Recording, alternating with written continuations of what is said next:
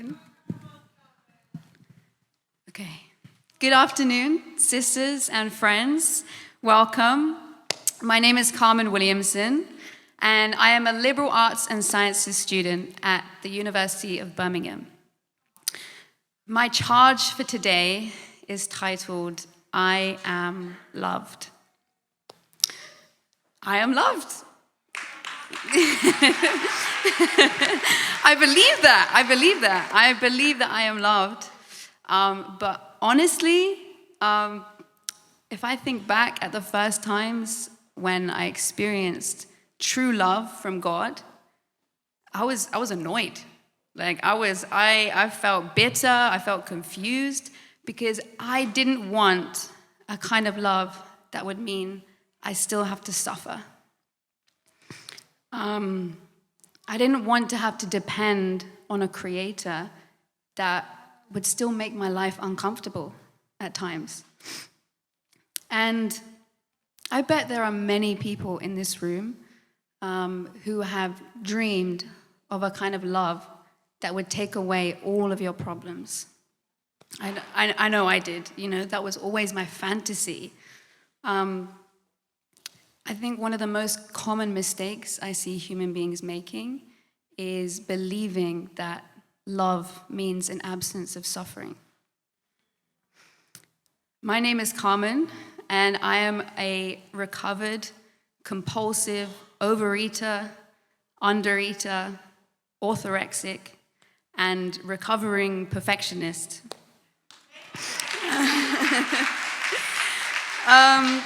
And I'm here today to tell you a story of how God brought me out of a time of deep loneliness and insecurity and into the light.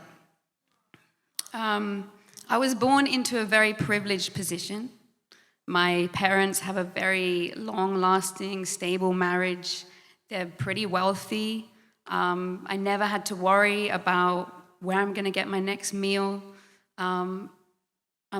I'm a university student at a Russell Group University. And so when it came to religion, for most of my life, I didn't really have any interest in it. And I was the perfect example of someone you might expect to say that they didn't need God. I was very comfortable and very entitled. I bet many would have envied the upbringing that I had. And today I want to show you what privilege really amounted to in my life, in my relationship with God. In Psalm 73, verse 2-5, it says, "But as for me, my feet had almost slipped. I had nearly lost my foothold, for I envied the arrogant when I saw the prosperity of the wicked. They have no struggles. Their bodies are healthy and strong. They are free from common human burdens. They are not plagued by human ills." How many of us have thought this way?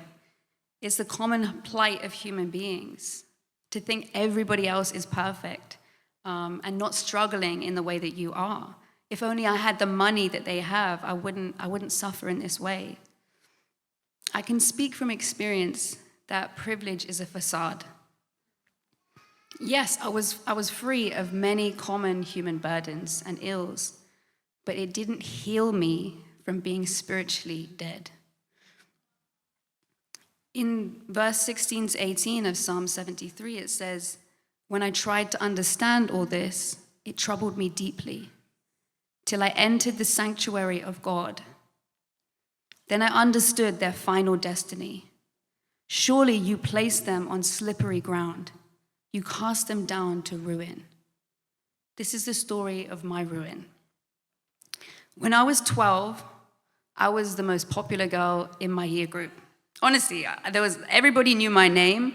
I thought I was the bee's knees. I was just full of myself.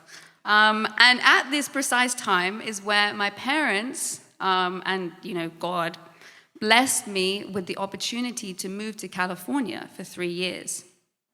And at first I was kind of excited about it, but once I got there, I wasn't the most popular girl at school anymore. And in fact, I became an outsider. And so as a 12-year-old, I pleaded with my parents to send me back to the UK because I was so craving that attention. And they refused, obviously, to which I responded with bitterness. I gave them the silent treatment for days. I made their lives very difficult. And so instead, I resorted to living for years in California in a continuous daydream, where I imagined a future life when I would come back to the UK, the boyfriend I would have, the parties I would go to, getting drunk, all the things that I yearned for. And so when we did actually return to the UK about 2 years later, I made every effort to make that dream into a reality. The first guy I dated, I slept with him and was dumped and rejected after a few weeks. The girls that I hung out with rejected me and dumped me too, after bullying me for many months. The men that I then chased after as a rebound rejected me again. And I reached the point where I despised myself. I distrusted myself. And this is when food became my greatest idol. I decided, if I only lose weight, then maybe they'll love me.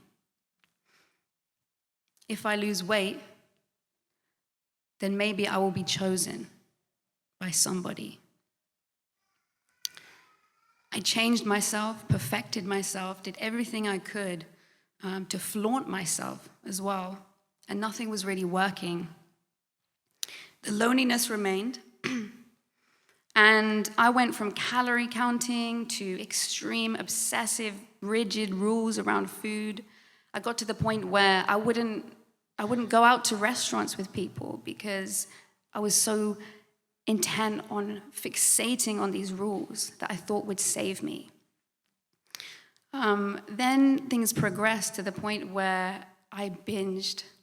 And when I say I binged, I would binge.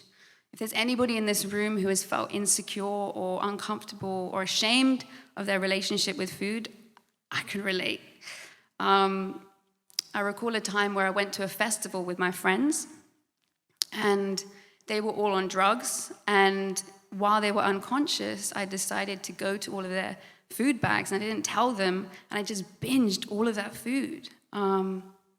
I babysat for people and would just binge all of their food, and they'd come home and just wonder where all this food has gone in the house, and I wouldn't want to own up to it. I was so desperate for my fix. I lost control to the point where I went on a night out and found myself picking up a leftover McDonald's burger on the floor of a bus station and eating it. I lost all self-respect. I was dead inside. This was the precise time that my heart became desperate enough to seek God. I fought a lengthy battle to get to finally meet him and have a relationship with him. I knew that recovery from binge eating would be dependent on my capacity to live a spiritual life. God appointed everything perfectly so that seeds would be sown in my mind at the right times. And one day when I met a Christian who told me about her faith, told me about her life, it opened up my mind. And I wasn't ready at first, but after a few months, I was ready. I've been rejected by everyone so that I could learn that I was always God's first choice.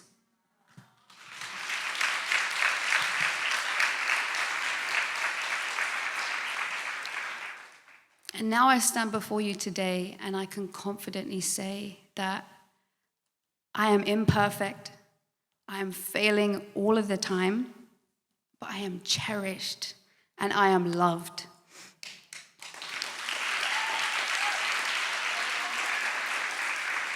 I recall the first ever time that I prayed to God. I didn't even believe in God at that time. I prayed to something. And I was overwhelmed by the presence of just pure love. That was the only thing that I needed to feel that first time that I ever touched God. And even at that time, when I was praying, God knew that one day I would be up speaking here before you guys today. And that is how loved I am. So I had a scripture prepared for the end, but my laptop has run out of charge. So the final sentiment I just wanted to share with you guys is that God has done everything possible to ensure that you guys would be here today. Just to know that no matter how shameful your life has been, no matter what you've done, He's seen it all. And His plan is to prosper you and not to harm you. I love you all. Thank you so much.